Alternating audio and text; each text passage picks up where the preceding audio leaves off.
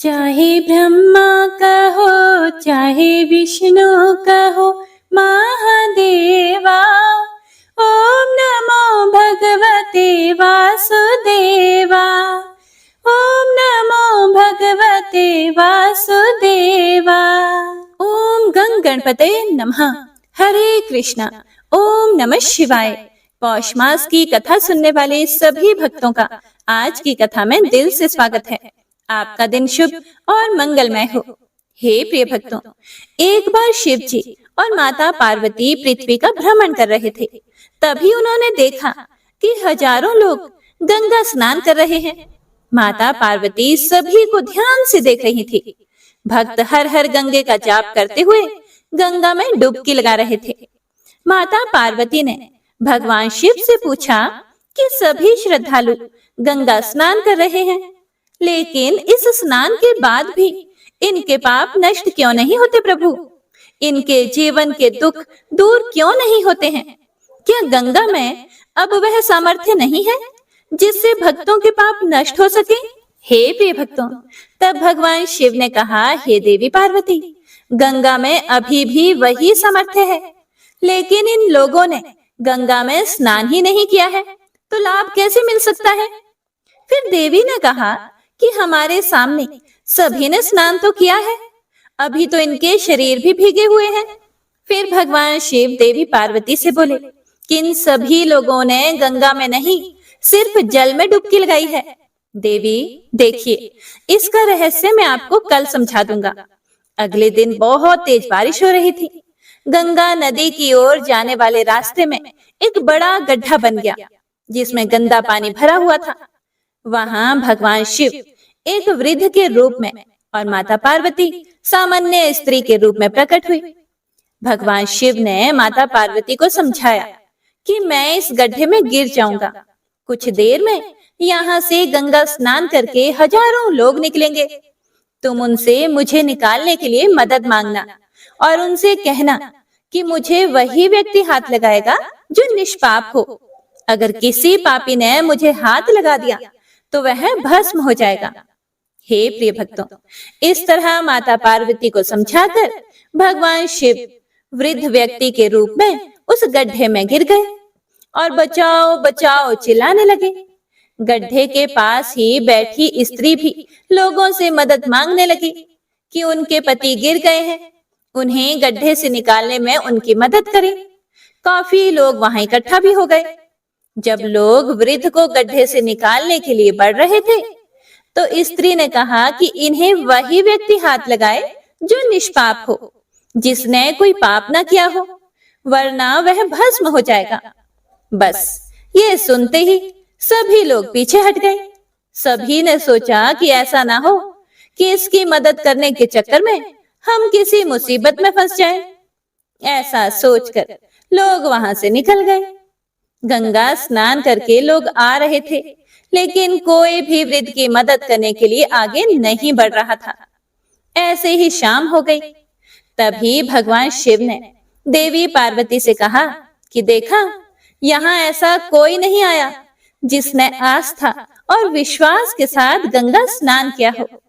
तभी वहां एक और व्यक्ति आया। वह हर हर गंगे का जाप कर रहा था। उसने वृद्ध को गड्ढे में फंसा देखा तो वह मदद करने के लिए आगे बढ़ा। तभी स्त्री ने कहा कि इन्हें वही व्यक्ति बाहर निकाल सकता है जो निष्पाप हो। क्या तुम पूरे निष्पाप हो? फिर उस व्यक्ति ने कहा कि आपको मेरे निष्पाप होने पर संदेह क्यों है? मैं अभी अभी गंगा स्नान करके आया हूँ। गंगा में नहाने के बाद भी पाप रहते हैं क्या? आस्था के साथ गंगा स्नान से मैं पूरी तरह पवित्र हो गया हूँ। मेरे सभी पाप धुल गए हैं, ऐसा मेरा पूरा विश्वास है। इतना बोलकर उस युवक ने उस वृद्ध को गड्ढे से बाहर निकाल दिया। भगवान शिव और माता पार्वती उस युवक से बड़े प्रसन्न हुए और अपने वास्तविक रूप में उसे दर्शन दिए। माता पार्वती समझ गई कि हजारों लोगों में एक ही व्यक्ति ने आस्था और विश्वास के साथ गंगा स्नान किया है, बाकी सभी सिर्फ स्नान करते हैं। इसीलिए उनके पाप नहीं धुलते और जीवन में दुख बने रहते हैं। हे प्रिय भक्तों, यह कथा सुनाने का मेरा यही मकसद है कि हम सभी भी जब भी तीर्थ स्नान करें तो इस बात का पूरा ध्यान रखें कि पूरी श्रद्धा से, पूरे विश्वास से स्नान करें। और यदि आप सच्ची श्रद्धा से पूरे विश्वास के साथ घर में भी नहाने के पानी में गंगा जल मिलाकर स्नान करें तो उससे भी आपको गंगा स्नान का पुण्य मिलेगा। उससे भी आपके सभी पापों का नाश हो जाएगा। बस आपको विश्वास रखना है। गंगा जितना पवित्र पहले थी उतनी ही आज भी है। तो सभी प्रेम से बोलिए हर हर गंगे, ओम नमः शिवाय। तो आइए अब सुनते हैं आज की महात्म्य कथा। ओम नमो नारायणाय। हे प्रिय भक्तों, पिछले अध्याय में आपने ब्रह्मा जी द्वारा माली सुमाली को सूर्य के कवच और स्तोत्र की प्राप्ति और सूर्य देव की कृपा से उन दोनों का निरोग होना, भगवान नारायण के निवेदित पुष्प की अवहेलना से इंद्र का श्री भ्रष्ट हो जाना और फिर से उन्होंने लक्ष्मी जी को कैसे प्राप्त किया, इसका वर्णन सुना था। आज की कथा में आप गणेश जी के एक दंत वर्णन प्रसंग में जमदग्नि के आश्रम पर कार्तवीर्य का स्वागत सत्कार, कार्तवीर्य का बलपूर्वक कामधेनु को हरण करने की इच्छा प्रकट करना और अन्य कथाओं का वर्णन किया गया है। तो आइए पूरे भक्ति भाव से श्रवण करते हैं आगे का वृतांत। नारद जी ने पूछा, हरि के अंश से उत्पन्न हुए हे महाभाग नारायण जी, आपकी कृपा से मैंने गणेश का सारा शुभ चरित सुन लिया, किंतु हे देव, विष्णु ने उस बालक के धड़ पर गजराज के 2 दांतों वाले मुख को जोड़ा था। फिर वह शिशु एक दंत कैसे हो गया? उसका वह दूसरा दांत कहाँ चला गया? वह प्रसंग बतलाने की कृपा कीजिए, क्योंकि आप सर्वेश्वर, सर्वज्ञ, कृपालु और भक्तवत्सल हैं। तब नारायण जी ने कहा, हे नारद, एक दंत का चरित संपूर्ण मंगलों का मंगल करने वाला है। मैं उस प्राचीन इतिहास का वर्णन करता हूँ, ध्यान से सुनो। मुने, एक समय की बात है, राजा कार्तवीर्य शिकार खेलने के लिए वन में गया। वहां वह बहुत से वन्य पशुओं का शिकार करके थक गया था। इतने में ही सूर्यास्त हो गया। तब उस राजा ने सायंकाल में अपनी सेना सहित वहीं वन में जमदग्नि ऋषि के आश्रम के निकट पड़ाव डाल लिया और बिना कुछ खाए पिए अपनी रात बिताई। और प्रातःकाल राजा सरोवर में स्नान करके पवित्र हुआ और अपने शरीर को अलंकृत करके दत्तात्रेय जी द्वारा दिए गए मंत्र का भक्ति पूर्वक जप करने लगा। मुनिवर जमदग्नि ने देखा कि राजा के कंठ, ओंठ और तालु सूख गए हैं।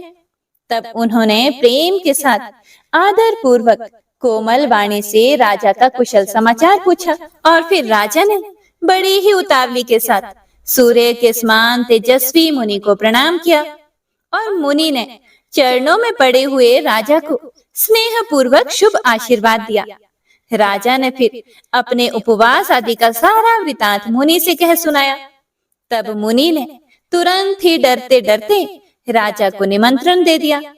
इसके बाद मुनि श्रेष्ठ जमदग्नि हर्ष पूर्वक अपने आश्रम को लौट आए और वहां उन्होंने लक्ष्मी सदृशी माता कामधेनु से सारा वृतांत कह सुनाया। तब कामधेनु भयभीत हुए मुनि से बोली, हे मुने, मेरे रहते आपको भय कैसा? आप तो मेरे द्वारा सारे जगत को भोजन कराने में समर्थ हैं। फिर राजा की तो बात ही क्या है। आप राजाओं के भोजन योग्य त्रिलोकी में दुर्लभ जिन जिन पदार्थों की याचना करेंगे वह सब मैं आपको प्रदान करूंगी। उसके बाद कामधेनु ने अनेक प्रकार के भोजन करने योग्य सोने और चांदी के बर्तन, असंख्य भोजन बनाने के पात्र और बहुत से स्वादिष्ट पदार्थों से भरे हुए बर्तन मुनि को दे दिए। फिर तरह तरह के स्वादिष्ट और पके हुए कटहल, आम, नारियल और बेल के फल प्रदान किए। हे नारद, स्वादिष्ट लड्डुओं की तो अनगिनत ढेरियां वहां पर लग गई थी। जौ और गेहूं के आटे की बनी हुई पूरियां और तरह तरह के पकवानों का पर्वत और उत्तम उत्तम अनों का ढेर लग गया था। दूध, दही और घी की नदियां बह चली। शक्कर का ढेर और मोदकों का पहाड़ लग गया था। उत्तम धान के चेवरों का पर्वत सा ढेर लग गया। फिर कौतुकवश राजाओं के योग्य पूर्णतया कपूर आदि से सुवासित तांबुल और सुंदर वस्त्र आभूषण प्रदान किए। इस प्रकार सामग्री से संपन्न होकर मुनि ने खेल ही खेल में सेना सहित राजा को मनोहर पदार्थ देकर भोजन करवाया। तब जो जो वस्तुएं परम दुर्लभ थी, उन्हें भरी पूरी देखकर राजा धीराज कार्तवीर्य को महान आश्चर्य हुआ। फिर उन बर्तनों को देखकर राजा बोला कि हे सचिव, जरा पता तो लगाओ, यह दुर्लभ पदार्थ अचानक कहां से आ गए? यह मेरे लिए भी असाध्य है और बहुतों का तो इनमें से मुझे नाम भी पता नहीं है। फिर मंत्री बोला कि हे महाराज, मैंने मुनि के आश्रम में सब कुछ देख लिया है।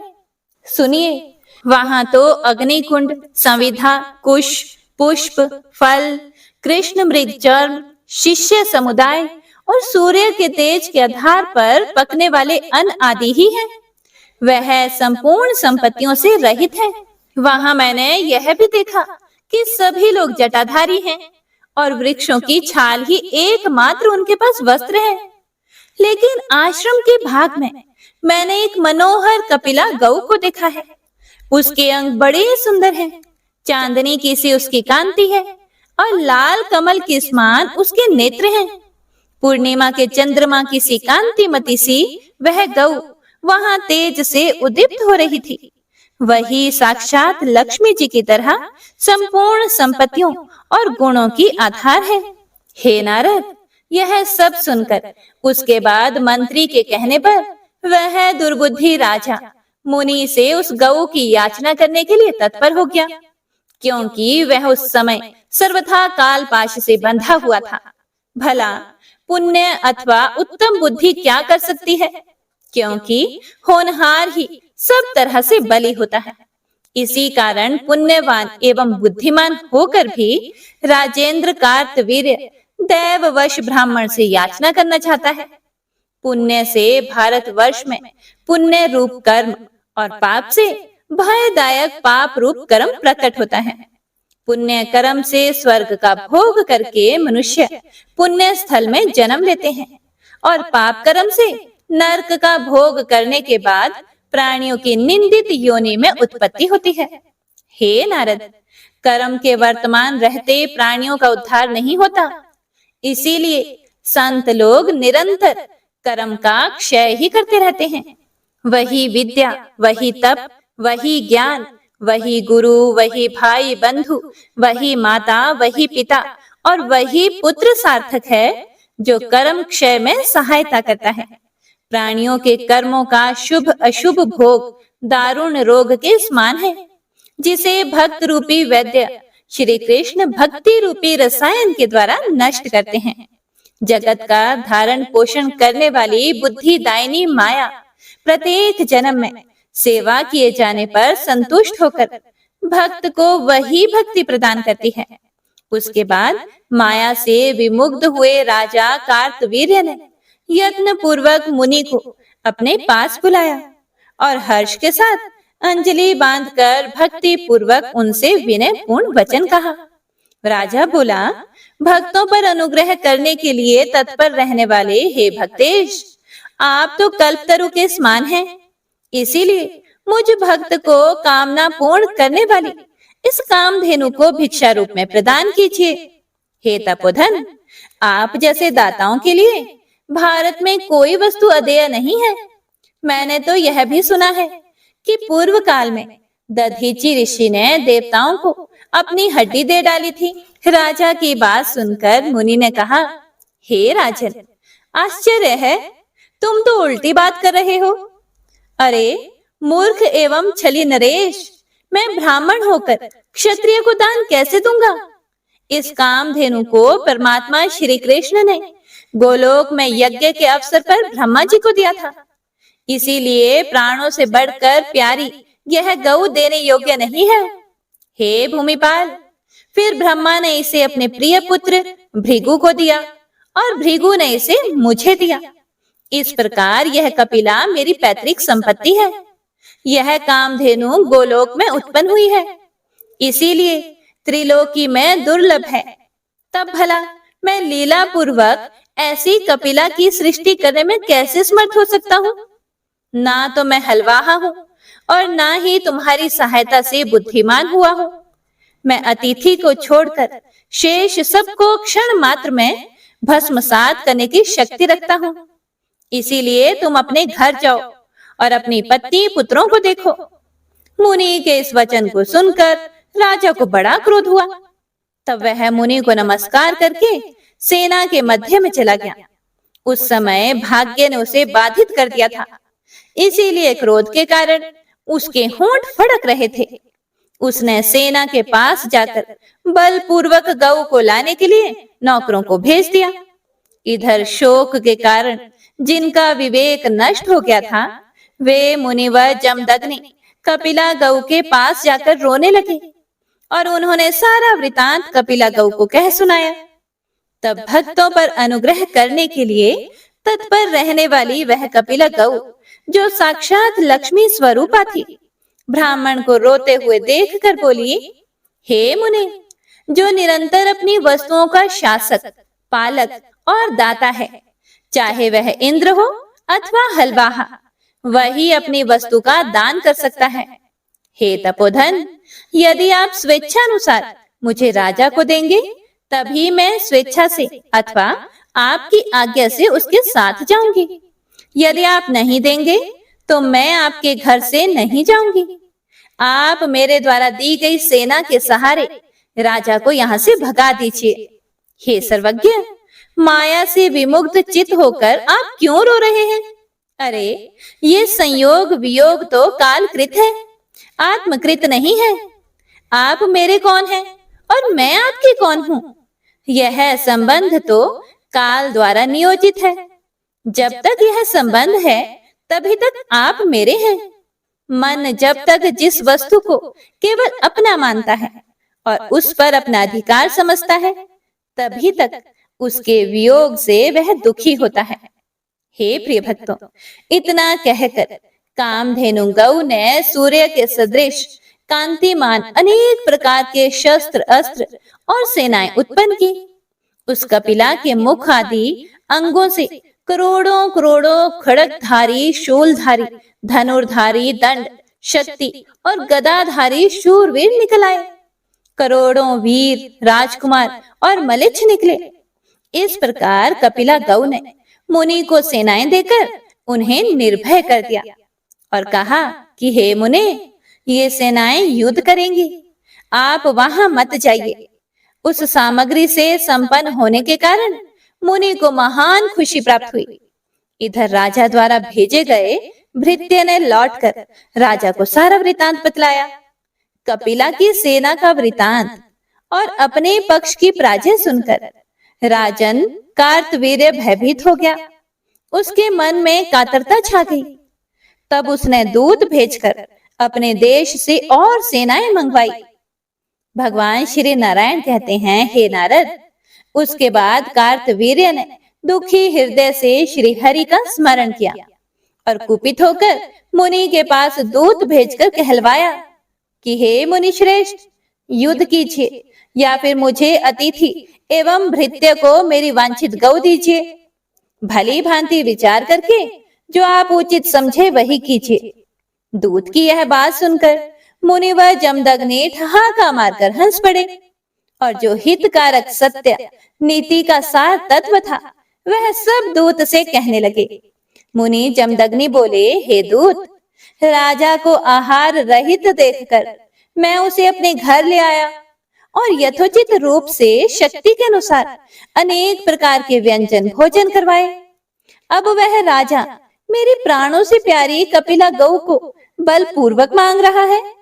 मैं उसे देने में सर्वथा असमर्थ हूँ, इसीलिए युद्ध दान दूंगा, यह निश्चित है। मुनि का यह वचन सुनकर दूत वापस राजा के पास लौट गया और सभा के बीच में भय के कारण कवच धारण करके बैठे हुए राजा से सारा वृतांत कह सुनाया। और इधर मुनि ने कपिला गौ से कहा कि इस समय मैं क्या करूं, क्योंकि जैसे कर्णधार के बिना नौका अनियंत्रित रहती है, वही दशा मेरे बिना इस सेना की भी हो रही है। तब कपिला गौ ने मुनि को अनेक प्रकार के शस्त्र, युद्ध शास्त्र की शिक्षा और उसके उपयोग में आने वाले संधान आदि का ज्ञान प्रदान करते हुए कहा, हे विप्रवर, आपकी जय हो। आप युद्ध में निश्चय ही शत्रु को जीत लेंगे तथा यह भी अटल है कि अमोघ दिव्यास्त्र के बिना आपकी मृत्यु नहीं होगी। आप ब्राह्मण हैं, इसीलिए आपका दत्तात्रेय के शिष्य एवं अमोघ शक्तिधारी राजा के साथ युद्ध होना युक्त नहीं है। हे ब्राह्मण, इतना कहकर मनस्विनी कपिला मौन हो गई। तब मनस्वी मुनि ने सेना को सुसज्जित किया और उस सारी सेना को साथ लेकर वे युद्ध स्थल को प्रस्थित हुए और उधर राजा भी युद्ध के लिए आ डटा। उसने मुनिवर जमदग्नि को प्रणाम किया।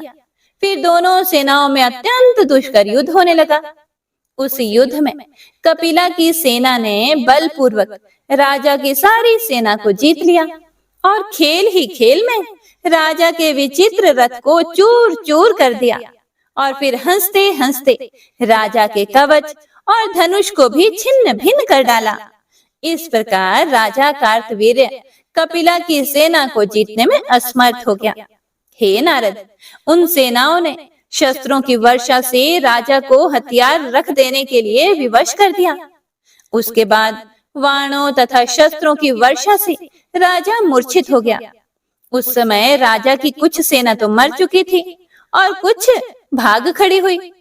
हे मुने, जब कृपा सागर मुनिवर जमदग्नि ने देखा कि मेरा अतिथि बना हुआ राज राजेश्वर कार्तवीर्य मूर्छित हो गया है, तब कृपावश हो उन्होंने उस सेना को लौटा दिया।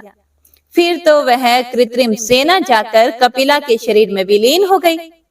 उसके बाद कृपालु मुनि ने शीघ्र ही राजा को अपनी चरण धूलि देकर तुम्हारी जय हो ऐसा शुभ आशीर्वाद प्रदान किया और अपने कमंडलू के जल के छींटे देकर उसे चैतन्य कराया। हे नारद, होश में आने पर वह राजा फिर से युद्ध भूमि में उठकर खड़ा हो गया और भक्ति पूर्वक हाथ जोड़े हुए उसने मुनिवर को सिर झुकाकर प्रणाम किया। तब मुनि ने राजा को शुभ आशीष देकर हृदय से लगा लिया और पुनः उसे स्नान करवाकर यत्न पूर्वक भोजन करवाया, क्योंकि ब्राह्मणों का हृदय तो सदा ही मक्खन के समान कोमल होता है, लेकिन दूसरों का हृदय सदा छुरे की धार के सदृश तेज, असाध्य और दारुण होता है। उसके बाद मुनिवर ने राजा से कहा, हे राजन, अब तुम अपने घर को लौट जाओ। तब राजा ने कहा, हे महाबाहो, युद्ध कीजिए अथवा मेरी अभीष्ट गौ मुझे समर्पित कीजिए। नारायण जी कहते हैं, हे नारद, भूपाल के वचन को सुनकर मुनिवर ने श्री हरि का स्मरण करके जो हितकर, सत्य और नीति का सार रूप था, ऐसा वचन कहना आरंभ किया।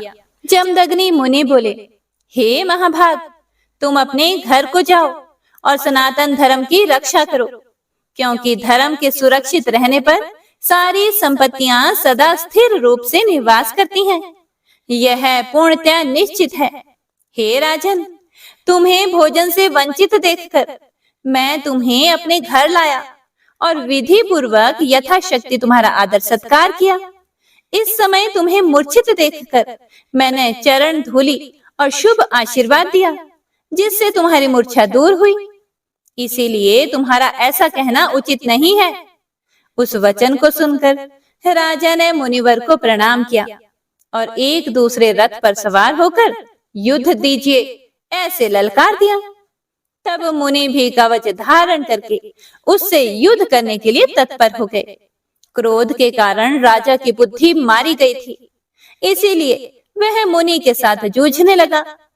मुनि ने कपिला द्वारा दी गई शक्ति और शस्त्र के बल से राजा को शस्त्रहीन करके मूर्छित कर दिया।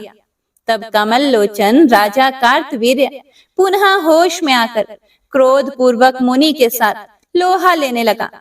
उस राजा ने समर भूमि में आग्नेयास्त्र का प्रयोग किया। तब मुनि ने वारुणास्त्र द्वारा उसे हंसते हंसते शांत कर दिया। इस प्रकार एक दूसरे से वे दोनों डटकर युद्ध करने लगे। फिर युद्ध स्थल में हंसते हुए मुनि ने खेल ही खेल में नागास्त्र द्वारा राजा के सभी मंत्रियों को बांधकर कैद कर लिया। फिर लीला पूर्वक उत्तम मंत्र का प्रयोग करके उस राजा को जगाया और उन बंधे हुए सभी मंत्रियों को उसे दिखाया। राजा को दिखाकर मुनि ने तत्काल ही उन्हें बंधन मुक्त कर दिया और राजा को आशीर्वाद देकर कहा, हे राजन, अब अपने घर को जाओ। परंतु राजा क्रोध से भरा हुआ था। उसने उठकर त्रिशूल उठा लिया और यत्न पूर्वक उसे मुनिवर जमदग्नि पर चला दिया। तब मुनि ने उस पर शक्ति से प्रहार किया और इसी बीच उस युद्ध स्थल में ब्रह्मा जी ने आकर उत्तम नीति द्वारा उन दोनों में परस्पर प्रेम स्थापित करवा दिया। तब मुनि ने संतुष्ट होकर युद्ध भूमि में ब्रह्मा जी के चरणों में प्रणिपात किया और राजा ब्रह्मा तथा मुनि को नमस्कार करके अपने घर को प्रस्थान कर गया। फिर मुनि और ब्रह्मा अपने अपने भवन को चले गए। फिर भगवान श्री नारायण आगे बोले, हे देवऋषि नारद, इस प्रकार मैंने इसका वर्णन तो कर दिया, अब आगे तुमसे कुछ और कहूंगा। ओम नमो नारायणाय। हे प्रिय भक्तों, इसके आगे भगवान श्री नारायण ने देव ऋषि नारद को जो कुछ भी सुनाया उसका वृतांत आप अगले अध्याय में जरूर सुनिएगा। अब गजेंद्र मोक्ष स्तोत्र का पाठ करते हैं। इस माह में गजेंद्र मोक्ष स्तोत्र पढ़ने मात्र से जहाँ हर तरह के ऋण कर्ज से मुक्ति मिलती है, वहीं 10 दिशाओं से शुभ फल दिलाने में भी सक्षम है। इस स्तोत्र का जाप करने से जीवन में किसी भी प्रकार की परेशानियों से मुक्ति मिलती है। श्रीमद् भगवत गीता के 3रे अध्याय में गजेंद्र स्तोत्र पढ़ने को मिलता है। इस स्तोत्र में हाथी और मगरमच्छ के साथ हुए युद्ध का वर्णन किया गया है और गजेंद्र जब युद्ध से हार जाता है तो भगवान श्री हरि विष्णु का ध्यान करके उनकी स्तुति करता है और उसकी स्तुति से प्रसन्न होकर भगवान श्री हरि विष्णु आते हैं और उसे मोक्ष प्रदान करते हैं। और हे प्रिय भक्तों, इस पाठ को करते समय अगर हम अपने मन में यह भावना रखें कि हे श्री हरि विष्णु, हे मेरे प्रभु, जिस प्रकार से आपने गजेंद्र को परेशानी से बाहर निकाला, उसी प्रकार से हमें भी हमारी परेशानियों से बाहर निकालिए, तो यकीन मानिए निश्चित ही भगवान श्री हरि विष्णु हमारी मदद स्वयं करते हैं। तो आइए अब सच्चे मन से भगवान श्री हरि विष्णु का ध्यान करके इस परम कल्याणकारी स्तोत्र का पाठ करते हैं। जय श्री हरि विष्णु। शुक जी ने कहा कि बुद्धि के अनुसार पिछले अध्याय में वर्णन किए गए रीति से अपने मन को नियंत्रित करके और हृदय को स्थिर करके गजेंद्र अपने पिछले जन्म में याद किए गए सर्वोच्च कार्य और बार बार जप किए जाने वाले स्तोत्र का जाप करने लगा। गजेंद्र ने मन ही मन श्री हरि को ध्यान करते हुए कहा, जिनके प्रवेश करने से शरीर और मन चेतन की तरह व्यवहार करने लगते हैं, ओम द्वारा लक्षित और पूरे शरीर में प्रकृति और पुरुष के रूप में प्रवेश करने वाले उस सर्वशक्तिमान देवता का मैं मन ही मन स्मरण करता हूँ, जिनके सहारे ये पूरा संसार टिका हुआ है, जिनसे ये संसार अवतरित हुआ है और जिन्होंने प्रकृति की रचना की है और जो खुद उसके रूप में प्रकट हैं, लेकिन इसके बावजूद भी वो इस पूरी दुनिया से सर्वोपरि और श्रेष्ठ हैं। ऐसे अपने आप और बिना किसी कारण के भगवान की मैं शरण में जाता हूँ और अपने संकल्प शक्ति के बल पर अपने ही स्वरूप में रचित और सृष्टि काल में प्रकट एवं प्रलय में अप्रकट रहने वाले इस शास्त्र प्रसिद्धि प्राप्त कार्य कारण रूपी संसार को, जो बिना कुंठित दृष्टि के साक्ष्य रूप में देखते रहने पर भी लिप्त नहीं होते, चक्षु आदि प्रकाशकों के परम प्रकाशक प्रभु, आप मेरी रक्षा करें। बीतते गए समय के साथ तीनों लोकों और ब्रह्मादि लोकपालों के पंचभूत में प्रवेश कर जाने पर और पंचभूतों से लेकर महत्वपूर्ण सभी कारणों के उनकी परम करुणा स्वरूप प्रकृति में मगन हो जाने पर उस समय दुर्गेय और घोर अंधकार रूपेण प्रकृति ही बच रही थी। उस अंधकार से परे अपने परम धाम में जो सर्वव्यापी भगवान सभी दिशाओं में प्रकाशित होते रहते हैं, वो भगवान मेरी रक्षा करें। विभिन्न नाट्य रूपों में अभिनय करने वाले और उस अभिनेता के वास्तविक स्वरूप को जिस प्रकार से साधारण लोग भी नहीं जान पाते, उसी तरह से सत्व प्रधान देवता और महर्षि भी जिनके स्वरूप को नहीं जान पाते, ऐसे में कोई साधारण प्राणी उनका वर्णन कैसे कर सकता है। ऐसे दुर्गम चरित्र वाले भगवान मेरी रक्षा करें। अनेकों शक्ति से मुक्त सभी प्राणियों को आत्म बुद्धि प्रदान करने वाले, सबके बिना कारण हित और अतिशय साधु स्वभाव ऋषि मुनिजन, जिनके परम स्वरूप को देखने की इच्छा के साथ वन में रहकर अखंड ब्रह्मचर्य तमाम अलौकिक व्रतों को नियमों के अनुसार पालन करते हैं, ऐसे प्रभु ही मेरी गति हैं। वह जिनका हमारी तरह ना तो जन्म होता है और ना जिनके द्वारा अहंकार प्रेरित कर्म ही होते हैं, जिनके निर्गुण स्वरूप का ना कोई नाम है और ना ही कोई रूप है, इसके बावजूद भी समय के साथ इस संसार की सृष्टि और प्रलय के लिए अपनी इच्छा से अपने जन्म को स्वीकार करते हैं।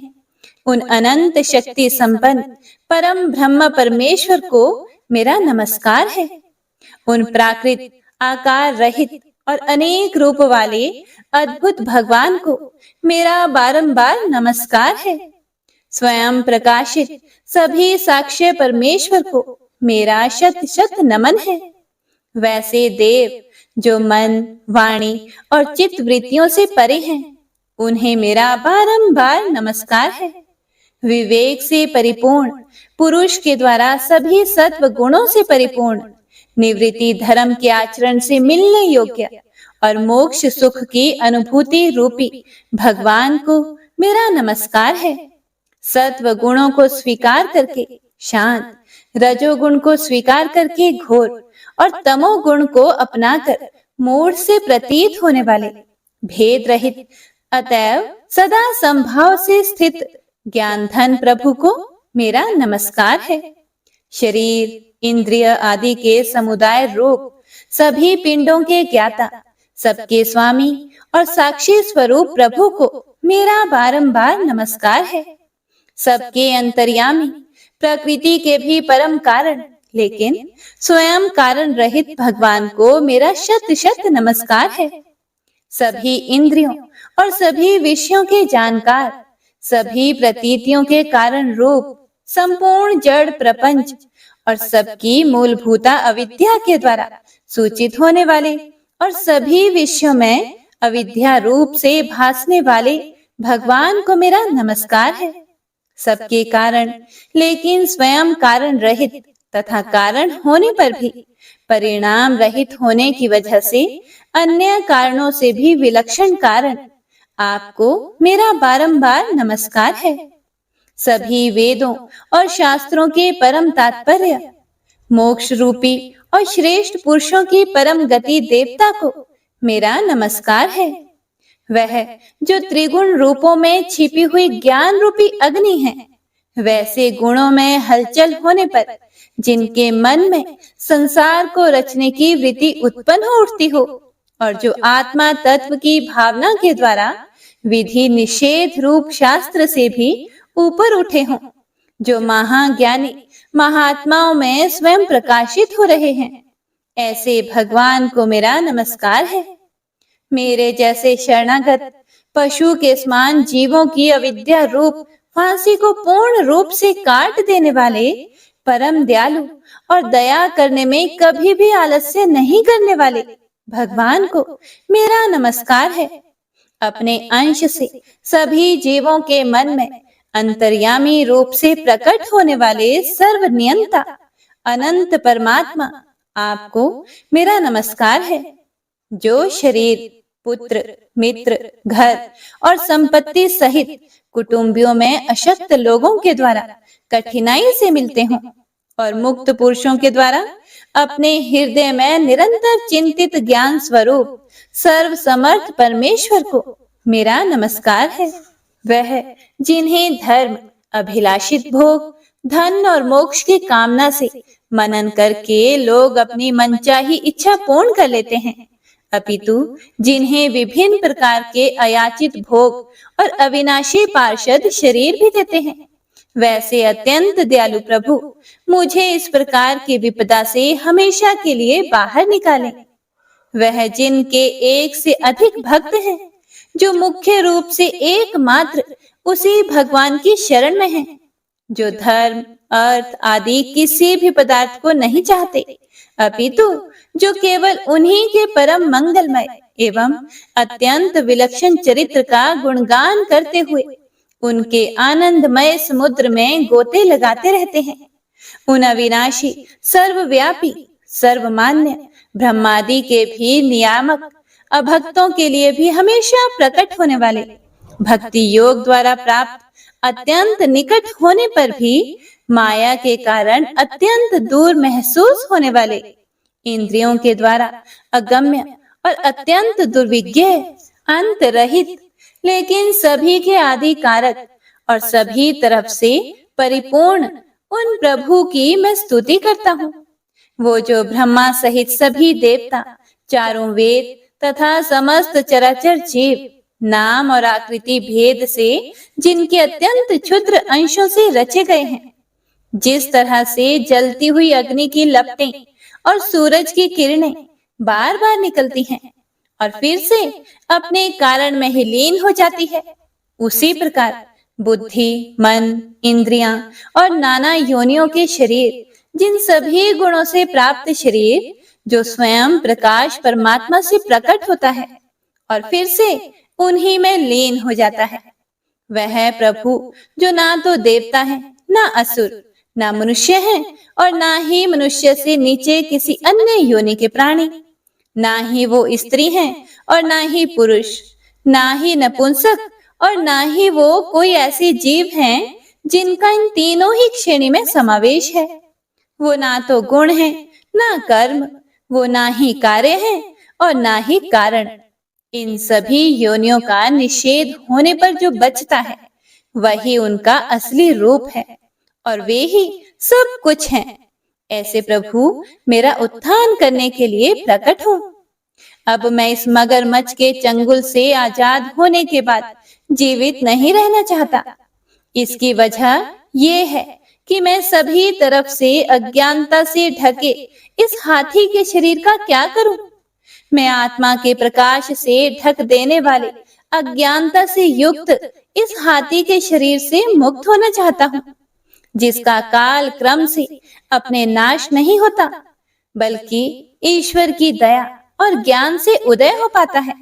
इस प्रकार से मोक्ष के लिए लालायित संसार के रचयिता स्वयं संसार के रूप में प्रकट, लेकिन संसार से परे, संसार में एक खिलौने की भांति खेलने वाले, संसार में आत्म रूप से व्याप्त अजन्मा, सर्वव्यापी एवं प्रापत्य वस्तुओं में सर्वश्रेष्ठ श्री हरि का केवल स्मरण करता हूँ और उनकी शरण में जाता हूँ, जिन्होंने भगवत भक्ति रूपी योग के द्वारा कर्मों को जला डाला है, जिन्हें समस्त योगी ऋषि अपने योग के द्वारा अपने शुद्ध हृदय में प्रकट देखते हैं।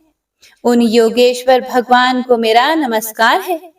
वह जिनके त्रिगुणे शक्तियों का राग, रूप, वेग और असह्य है, जो सभी इंद्रियों के विषय रूप में मौजूद हैं। वह जिनकी इंद्रियां समस्त विषयों में ही बसी रहती है। ऐसे लोगों को जिनको मार्ग मिलना भी संभव नहीं है, वैसे शरणागत एवं अपार शक्तिशाली वाले भगवान आपको मेरा बारंबार नमस्कार है। जिनकी अविद्या नाम के शक्ति के कार्य रूप अहंकार से ढके हुए हैं, वह जिनके रूप को जीव समझ नहीं पाते हैं, ऐसे अपार महिमा वाले भगवान की मैं शरण लेता हूँ। हे प्रिय भक्तों, श्री सुखदेव जी कहते हैं, कि वह जिसने पूर्व प्रकार से भगवान के भेद रहित सभी निराकार रूप का वर्णन किया था, उस गजराज के करीब जब ब्रह्मा आदि अन्य कोई भी देवता नहीं आए, जो अपने विभिन्न प्रकार के विशेष विग्रहों को ही अपना रूप मानते हैं, ऐसे में साक्षात विष्णु जी, जो सभी के आत्मा होने के कारण सभी देवताओं के रूप हैं, तब वह वहां पर प्रकट हुए। गजराज को इस प्रकार से दुखी देखकर और उसके पढ़े गए स्तुति को सुनकर चक्रधारी प्रभु इच्छानुसार वेग वाले गरुड़ की पीठ पर सवार होकर सभी देवों के साथ उस स्थान पर पहुंचे जहां वह गज था। गज अर्थात हाथी था। सरोवर के अंदर महाबलशाली मगरमच्छ द्वारा जकड़े और दुखी उस हाथी ने आसमान में गरुड़ की पीठ पर बैठे और हाथों में चक्र लिए भगवान श्री हरि विष्णु को आते हुए जब देखा, तो वह अपनी सूंड में पहले से ही उनकी पूजा के लिए रखे कमल के फूल को श्री हरि पर बरसाते हुए कहने लगा, सर्व पूज्य भगवान श्री हरि नारायण, आपको मेरा प्रणाम है। सर्व पूज्य भगवान श्री हरि, आपको मेरा नमस्कार है। लाचार हाथी को पीड़ित देखकर श्री हरि विष्णु गरुड़ से नीचे उतरकर सरोवर में उतर आए और वह दया से प्रेरित होकर ग्राह सहित उस गज को तुरंत ही सरोवर से बाहर निकाल आए और देवताओं के देखते ही देखते अपने चक्र से मगरमच्छ के गर्दन को काट दिया और हाथी को उस पीड़ा से बाहर निकाल लिया। तो इसी के साथ गजेंद्र मोक्ष स्तोत्र संपूर्ण हुआ। तो सभी एक बार प्रेम से बोलिए, भगवान श्री हरि विष्णु की जय। जय गणपति सद्गुण सदन, कविवर बदन कृपाल, विघ्न हरण मंगल करण, जय जय गिरिजालाल, जय जय गिरिजालाल, जय जय गिरिजालाल।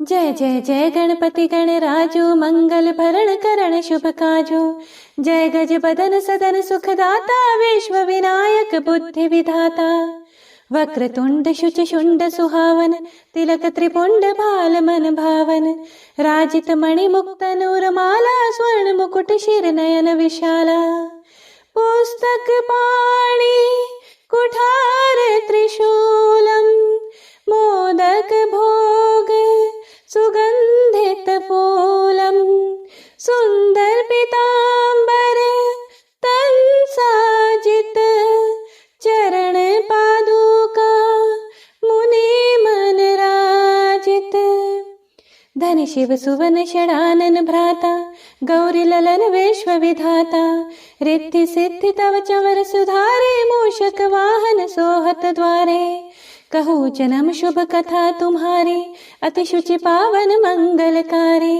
एक समय गिरिराज कुमारी, पुत्र हेतु तब किन्हो भारे, भयो यज्ञ जब पूर्ण अनुपा, तब पहुँच्यो तुम धरि द्विज रूपा, अतिथि जानी कई गौरी सुखारी, बहुविधि सेवा करी तुम्हारी, अति प्रसन्न हवै वर दिन्हा, मातु पुत्र हित जो तप किन्हा, मिलहि पुत्र तुहि बुद्धि विशाला, बिना गर्भ धारण यही काला, गणनायक गुण ज्ञान निधाना, पूजित प्रथम रूप भगवाना, अस कहि अंतर्धान रूप वही, पलना पर बालक स्वरूप वही, बनी शिशु रुदन जब ही तुम ठाना, लखी मुख सुख नहीं गौरी समाना, सकल मगन सुख मंगल गावही, नभते सूरन सुमन वर्षावही, शंभु माँ बहुदान लुटावही, सुर मुनि जन सुत देखन आवही, लखियति आनंद मंगल साजा, निज अवगुण गुणी शनि मन माही, बालक देखन चाहत नाही। गिरजा कछु मन भेद बढ़ायो, उत्सव मोर न शनि तुहि भायो। कहन लगे शनि मन सकुचाई, का करि हऊ शिशु मोहि दिखाई। नहीं विश्वास उमा और भयऊ, शनि सो बालक देखन कहयो। पड़ते ही शनि दृग कोण प्रकाशा, बालक सिर उड़ गयो आकाशा।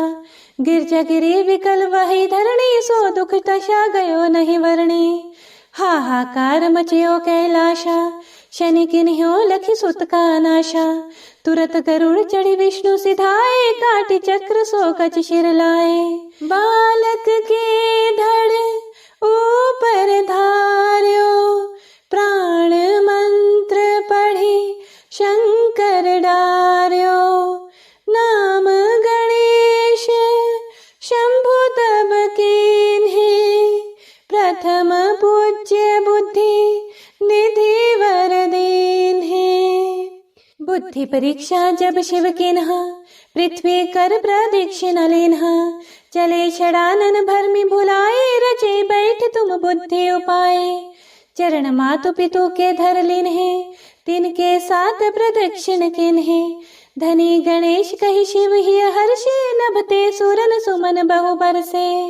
तुम्हारी महिमा बुद्धि बढ़ाई, शेष सहस मुख सकै न गाई। मैं मतिहीन मलिन दुखारी, करहूँ कौन विधि विनय तुम्हारी। भजत राम सुंदर प्रभु दासा, जग प्रयाग ककरा दुर्वासा। अब प्रभु दया दीन पर कीजे, अपनी भक्ति शक्ति कछु दीजे।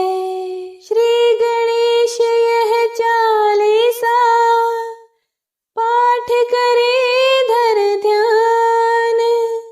नित नव मंगल गृह बसै, लहे जगत सन्मान।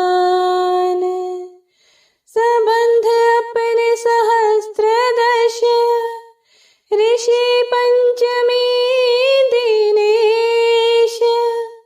पूर्ण चालीसा भयो, मंगल मूर्ति गणेश।